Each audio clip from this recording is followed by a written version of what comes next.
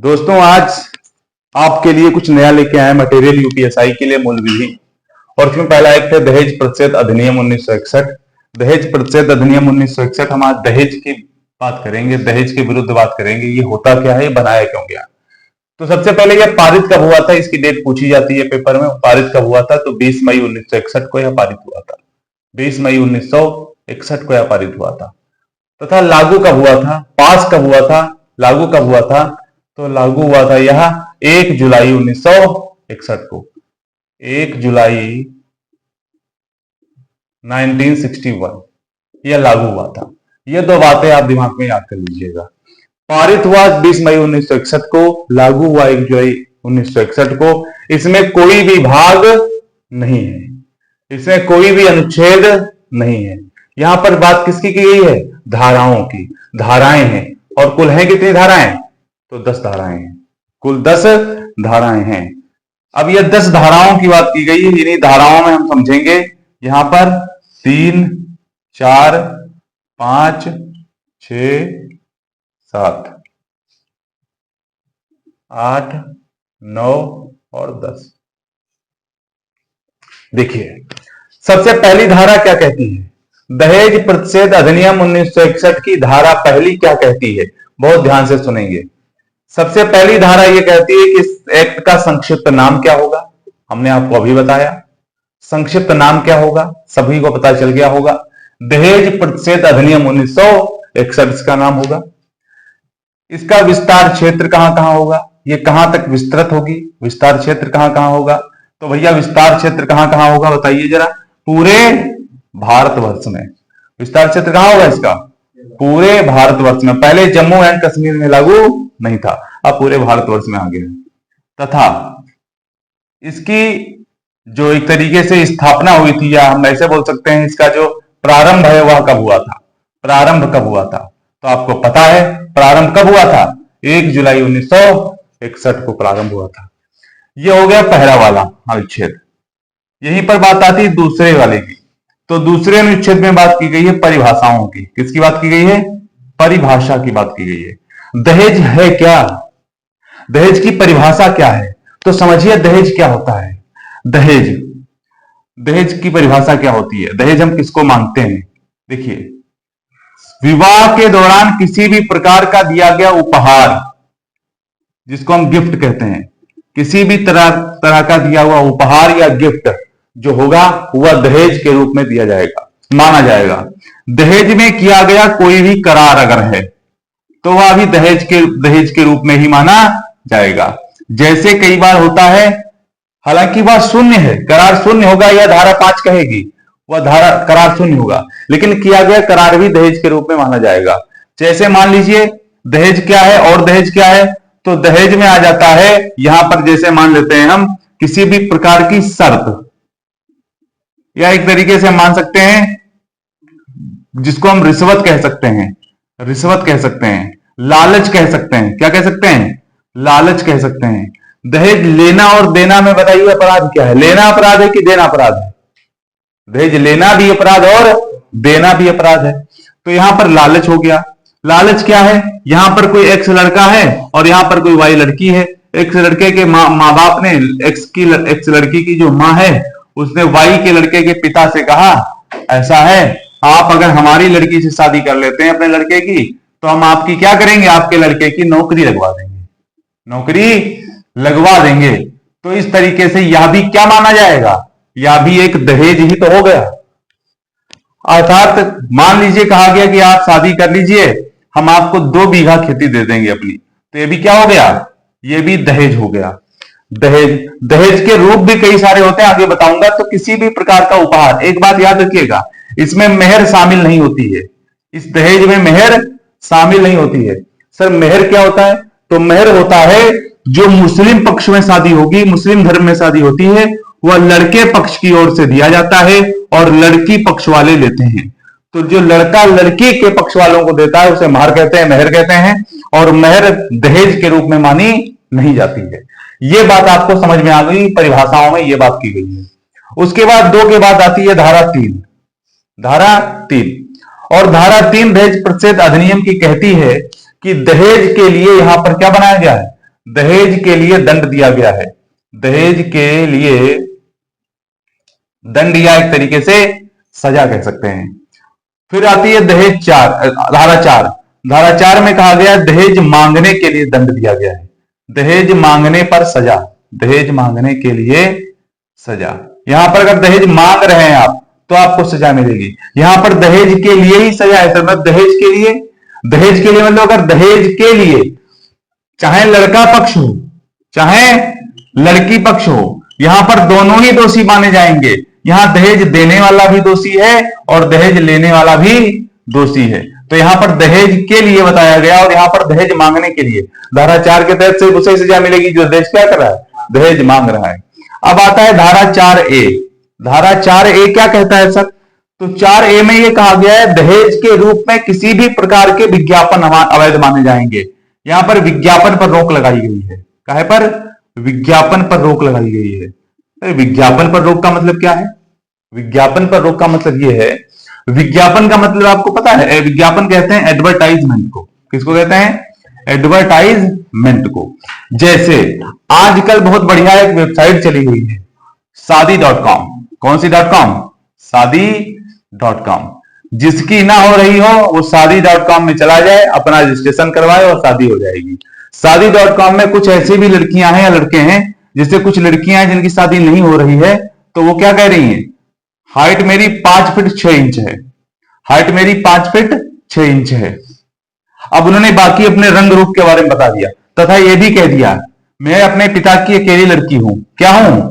अकेली लड़की हूं। जो मुझसे शादी करेगा वह 5 लाख रुपए या 10 लाख रुपए या 1 करोड़ रुपए संपत्ति का क्या होगा? मालिक होगा। एक तरीके का क्या है? एडवर्टाइजमेंट ही तो है। यहां पर यह विज्ञापन ही तो आप कर रही हैं। जो आपसे शादी करेगा उसे आप ये दोगी, 5 लाख मिलेगा, 1 करोड़ मिलेगा, आपकी कंपनी में सीईओ का पद दिया जाएगा, आपके पिताजी देंगे। यह एक तरीके से लालच है, एडवर्टाइजमेंट है। दूसरी बात यह कही गई कि अगर किसी लड़की की शादी होती है तो वहां पर जैसे मान लीजिए लड़की के पक्ष वालों ने लड़के के पक्ष वाले को कुछ उपहार दिया। शादी उपरांत, शादी के बाद अब लड़की जो लेके आई है, अगर उसके घर में यानी उसकी ससुराल में ये बात उसकी सास या किसी के द्वारा कही जाए किसी से कि यार मुझे इतना मिला है, इतना मिला है, इतना मिला है, तो इसका मतलब क्या है? एक तरीके से यहां पर विज्ञापन हो रहा है। और विज्ञापन कैसा विज्ञापन? ऐसा विज्ञापन जो समाज के लिए क्या है भैया? शर्मसार है, समाज को एक गलत दिशा की ओर इंगित करता है। यहां पर दहेज को पूर्णतः ही प्रतिबंधित किया गया है, दहेज शब्द को ही प्रतिबंधित किया गया है। तो दहेज के रूप में कोई भी विज्ञापन नहीं किया जाएगा। अगर किया जाता है तो उसे क्या मिलेगा? उसे सजा दी जाएगी। यहां तक बात समझ में आ गई है। अब आते हैं धारा 5 पर। देखिए, एक एक चीज को क्लियर करते हुए चलेंगे, कोई जल्दी नहीं है, आराम से पढ़ेंगे। यूपीएसआई में ये सब चीजें आएंगी और ये आपको जानना भी जरूरी नहीं है कि यूपीएसआई में आएंगी इसलिए पढ़ना जरूरी है। आपको पढ़ना वास्तव में जरूरी है। ये सब चीजें आपको मालूम होना चाहिए, हमारे जो कानून में है, जो हमारे संविधान में है, जो हमारी मूल विधि में है।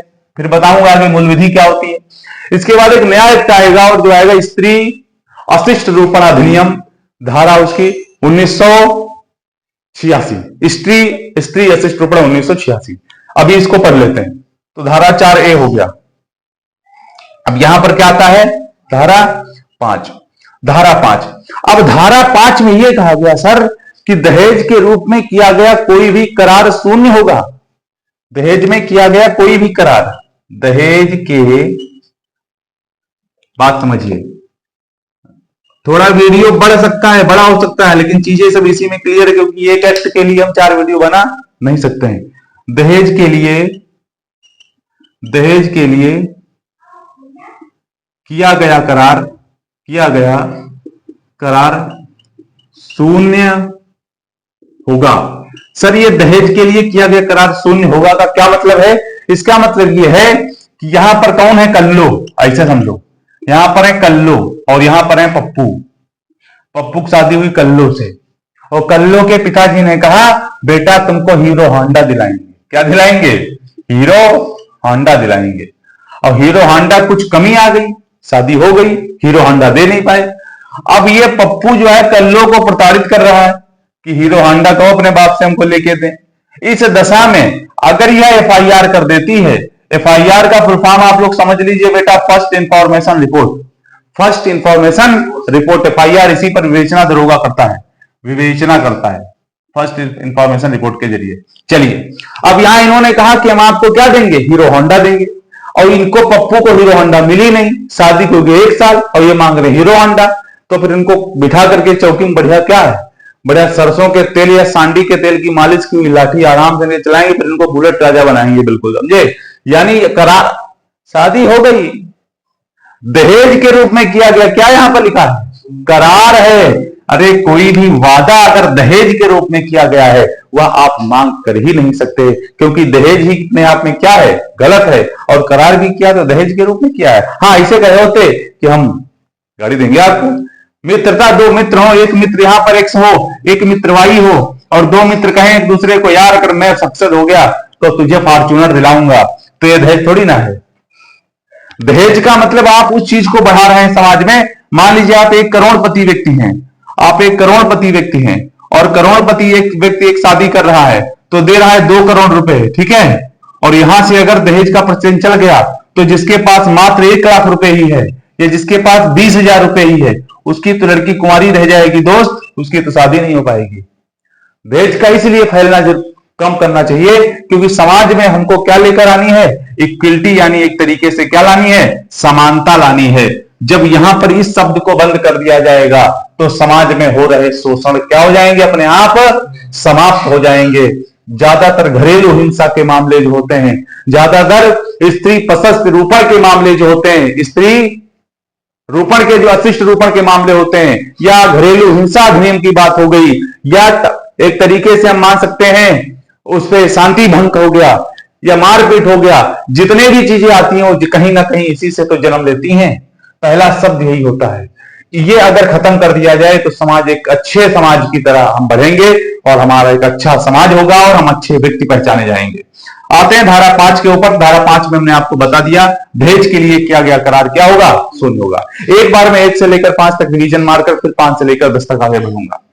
धारा 1 देखिए, सबसे पहले हमने जो आपको पढ़ाया था, दहेज प्रतिषेध अधिनियम 1961 पारित हुआ 20 मई 1961 को, लागू हुआ 1 जुलाई 1961 को। बेटा इसमें कोई भाग है क्या, नहीं है। इसमें कोई अनुच्छेद है क्या, नहीं है। इसमें कोई धाराएं हैं क्या, बिल्कुल ऐसा। रुकिए जरा, ठहरिए, इसमें कितनी धाराएं हैं, 10 धाराएं हैं इसमें। जिसमें पहली धारा कहती है इस अधिनियम का संक्षिप्त नाम क्या होगा, हमने ऊपर लिख रखा है दहेज प्रतिषेध अधिनियम 1961। दूसरी बात कहता है विस्तार क्षेत्र कहां होगा, तो संपूर्ण भारतवर्ष में होगा। पहले यहां कहां नहीं लागू था, जम्मू एंड कश्मीर में लागू नहीं था, अब वहां पर भी हो गया। प्रारंभ बेटा कब हुआ था, 1 जुलाई 1961 को प्रारंभ हुआ था। आपको समझ में आ रहा होगा। दूसरे में कहा गया परिभाषा, दहेज को परिभाषित किया गया है। परिभाषित करने का मतलब सर, दूसरे में परिभाषा ये दी गई है, दहेज किसे कहते हैं, तो दहेज कहते हैं उस चीज को जो किसी उपहार या रिश्वत के रूप में दी जाए, जो वर पक्ष या वधु पक्ष दोनों में से दोनों के बीच में किया गया कोई वायदा हो, या ऐसा कोई लेन देन जो कन्या पक्ष ने वर पक्ष को देने का वादा किया हो या दिया हो। बेटा शादी से पहले भी हो सकता है दहेज देना, शादी के बाद भी हो सकता है, और शादी के समय भी हो सकता है। दहेज 3 कंडीशन, स्थितियां 3 बनती हैं। दहेज की कितनी स्थितियां बनती हैं, 3 स्थितियां बनती हैं। एक शादी से पहले की बात की जा रही है, एक शादी के बाद, किसकी बात की जा रही है, शादी के बाद, या वर्तमान शादी के समय। भाई दहेज 3 रूपों में दिया जाता है। ओके, यहां पर करार की बात आती है। शादी से पहले क्या किया जाता है, करार किया जाता है। शादी के वर्तमान में करार वो पूरा किया जाता है, और बाद में उस करार के लिए उस कन्या को क्या किया जाता है, टॉर्चर किया जाता है। तो 3 स्थितियां होती हैं। चलिए आगे बढ़ते हैं 3 नंबर पे। यहां पर 3 है बेटा, दहेज के लिए सजा दी गई है। अगर कोई भी व्यक्ति दहेज को बढ़ावा दे रहा है, उसे लड़का हो या लड़की, वर पक्ष या वधु पक्ष, दोनों को दंडित किया जाएगा। 4 में कहा गया दहेज मांगने के लिए सजा है, जो व्यक्ति दहेज मांगेगा उसको सजा दी जाएगी। और यहां पर 4A भी दिया हुआ है बेटा, विज्ञापन पर किसी भी प्रकार का एडवर्टाइजमेंट नहीं किया जाएगा। 5वां, दहेज के लिए किया गया करार बेटा क्या होगा, शून्य होगा। इसका स्क्रीनशॉट ले सकते हैं या इसको नोट कर सकते हैं, इसको किसी भी माध्यम से आप रख सकते हैं। हम आगे बढ़ेंगे और हमारा धारा कौन सी आएगी, 6। अब 6 से लेकर के 10 तक की बात करेंगे हम। देखिए आता है धारा 6। धारा 6, धारा 6 ये कहता है कि यदि यदि धारा 6 में किसी भी प्रकार का दहेज है भी, दिया भी गया है, तो वह दहेज किसके लिए होगा? महिला के लिए। नीचे नीचे नीचे, जिस महिला को दहेज दिया गया है, दहेज यहां पर मैं लिखे दे रहा हूं, दहेज महिला व उसके वारिसों के लिए, दहेज का यहां पर लिख देता हूं, दहेज का महिला व उसके वारिसों के लिए होना, महिला व उसके वारिसों के लिए होना। बताइए बात समझ में आई? अगर किसी भी प्रकार का दहेज है तो वह महिला व उसके वारिसों के लिए है। मान लीजिए यहां पर है वरुण, एग्जाम्पल फॉर, और यहां पर है वरुणा, और इन दोनों का क्या हुआ? अटैचमेंट, शादी हुई। अब मान लो वरुण ने कहा कि हम तो महिंद्रा की थार लेंगे, और इन्होंने ले लिया महिंद्रा की थार। होशियार थे थोड़ा ये, क्योंकि हमारे पास पढ़े हुए थे, इनको हमने पहले सलाह दे दी ये काम करना। इन्होंने वो महिंद्रा की थार किसके नाम निकलवाई? वरुणा के नाम निकलवाई। कभी भी इंक्वायरी होगी तो उसमें ये दहेज के मामले में फंसेंगे नहीं, क्योंकि वो थार किस नाम पर थी? वरुणा के नाम पर थी। अगर किसी भी तरीके की कोई संपत्ति 20 बीघा मान लीजिए खेती इनको दी गई है, और ये उसके कागजात किसके नाम पर बनवा लें? वरुणा के, ये तुरंत बच जाएंगे ऐसे मामले में, क्योंकि इनके पास कहां है? जो है वो किसके पास है?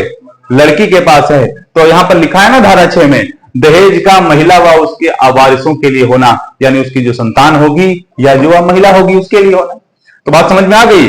अगर किसी भी प्रकार से दहेज में, अब यहां पर मान लीजिए वरुण की शादी हो रही है, और यहां पर कोई एक व्यक्ति है जिसका नाम मान लेते हैं हम, कोई भी दुर्बल प्रसाद मान लो, इनका नाम है दुर्बल प्रसाद, और शादी हो रही थी। ये पुलिस के पास चले गए, और ये पुलिस के पास गए, इन्होंने कहा कि वहां पर भैया थार दी गई है, थार खड़ी थी उड़ाई जाती हुई, कहीं थार खड़ी थी, थार खड़ी है वहां पर, दहेज की बात हो रही है, शादी हो रही है। अब वह पुलिस आएगी, उसको थार से कोई मतलब नहीं है, उसको मतलब किससे है? उसको मतलब है वरुण के पिता और वरुणा के पिता से। पहले वरुण के पिता से पूछा जाएगा आपने दहेज क्या मांगा है? ये कहेंगे नहीं मांगा है सर, मैंने कोई दहेज नहीं मांगा है। इनसे पूछा जाएगा क्या आपने दहेज दिया है? इन्होंने ये कहेंगे सर हमने कोई दहेज नहीं दिया है। ऐसे में बिना मतलब पुलिस को डिस्टर्ब करने के लिए दुर्बल प्रसाद को क्या दिया जाएगा? इनके ऊपर कार्यवाही होगी, इनकी बात पर कोई भी संज्ञान पुलिस नहीं लेगी। थार खड़ी हो सकती है, वो कोई भी किसी की भी हो सकती है, वहां पर वर और वधु दोनों पक्ष में ऐसे कोई भी व्यक्ति वहां पर कबूलेगा नहीं, अगर नहीं कहता है तो उस पर कार्यवाही नहीं होगी। चलिए आगे बढ़ते हैं। इसके बाद आती है धारा 7। कौन सी धारा भैया? कौन सी धारा आती है? 7 आती है। 7 में अपराधों का संज्ञान लिया गया है। किसका संज्ञान लिया गया है? अपराधों का संज्ञान। अपराधों का, और समझिए हमारी हम क्या कह रहे हैं, अपराधों का संज्ञान। अपराधों का संज्ञान, अपराधों का संज्ञान का मतलब हो गया संज्ञान, ज्ञान के संग, यानी संघ के ज्ञान के संग, मतलब किसी भी तरीके का अपराध हो रहा है तो उस पर क्या किया जाएगा? उस पर विवेचना होगी। क्या होगी? विवेचना होगी। अगर है अपराध तो पता करिए, उसकी विवेचना करिए कि अपराध ये क्यों हो रहा है, उसको रोकिए। तो अपराधों का संज्ञान लिया जाएगा। उसके बाद आता है धारा 8 आती है, और धारा 8 में अपराधों की प्रवृत्ति की बात की गई है। अपराधों की प्रवृत्ति, प्रवृत्ति का मतलब समझ रहे हो? Nature of crime. प्रवृत्ति का मतलब क्या होता है? नेचर। आपकी प्रवृत्ति अगर कोई है तो आप सुधर नहीं सकती है। कहते ना ये व्यक्ति इस प्रवृत्ति का ही व्यक्ति है। प्रवृत्ति मतलब वह उसका नेचर ही है। कुछ लोग होते हैं प्रवृत्ति में शांत रहते हैं, तो कहते हैं यार इसकी प्रवृत्ति ही है शांत रहना। और कुछ लोग होते हैं जो बात हो चाहे ना हो लेकिन बोलते रहते हैं, तो कहते हैं इसकी प्रवृत्ति ही बोलना। ठीक है, तो प्रवृत्ति का मतलब होता है नेचर। तो नेचर ऑफ क्राइम यानी अपराधों की प्रवृत्ति की बात धारा 8 कहती है। अब यहां पर बेटा धारा 8A और धारा 8B भी कुछ कहती है, समझिए। यहां पर धारा 8A और धारा 8B क्या कहती है? धारा 8A कहती है यहां पर कि धारा 3 व 4, अभी हमने पढ़ा था धारा 3 और 4। धारा 3 में हमने आपको बताया था दहेज के लिए सजा दिया गई, और यहां धारा 4 के लिए बताया था दहेज मांगने के लिए। तो दहेज के लिए और दहेज मांगने के लिए दोनों ही कंडीशनों में यदि कोई व्यक्ति दोषी पाया जाता है, क्या पाया जाता है, दोषी पाया जाता है, तो वह अगर उसको कोर्ट जाया जाए, भेजा जाए, या उसके ऊपर अगर कोई कार्रवाई होती है, तो वह साबित स्वयं को खुद करेगा, वह स्वयं साबित करेगा, उसको किसी भी प्रकार का वकील मुहैया नहीं करा जाए। आप साबित करिए कि आप दोषी कैसे नहीं है, उस पक्ष को स्वयं साबित करना पड़ेगा। यहां पर आता है 8B। अब धारा 8B क्या कहती है? धारा 8B कहती है कि यहां पर भैया एक दहेज प्रतिषेध अधिकारी की नियुक्ति की गई है। दहेज प्रतिषेध अधिकारी की क्या की गई है? नियुक्ति की गई है। यह हर जिले में होगा, यह हर जिले में होगा, और यही यहां पर क्या करेगा? यही यहां पर इन मामलों की कार्यवाही करेगा, इन मामलों पर इनकी इंक्वायरी करेगा और इन पर कार्यवाही करेगा, दहेज प्रतिषेध अधिकारी। चलिए, हमारी 8 तक धाराएं कंप्लीट हो गई हैं। चलते हैं 6 से। 6 में हमने बताया आपको दहेज के मामले में किया गया करार शून्य होगा। धारा 7 में बताया अपराधों का संज्ञान होगा। धारा 8 में बताया नेचर ऑफ क्राइम यानी अपराधों की प्रवृत्ति होगी। धारा 8A में बताया कि धारा 3 और 4 में किए गए किसी भी प्रकार का अपराध यदि है उसमें दोषी अभियुक्त को स्वयं को सिद्ध करना पड़ेगा। और धारा 8B कहता है कि दहेज प्रतिषेध अधिकारी की क्या होगी? नियुक्ति होगी। अब हम 1 से लेकर 8B तक देख लेते हैं एक बार। बेटा धारा 1 क्या कहती है? धारा 1 कहती है इस धारा का यानी इस अनुच्छेद का संक्षिप्त नाम क्या है, तथा दूसरी बात कहती है कि इसका विस्तार क्षेत्र कहां है, तो पूरे भारत में है। तीसरी बात धारा 1 कहती है कि यह कब प्रारंभ हुई थी, तो 1 जुलाई 1961 को प्रारंभ हुई थी। धारा 2 पे आते हैं। धारा 2 कहती है इसकी परिभाषा क्या होगी? परिभाषा क्या होगी? परिभाषा हमने आपको बताई है। धारा 3 कहता है दहेज के लिए मांग की बात की गई है।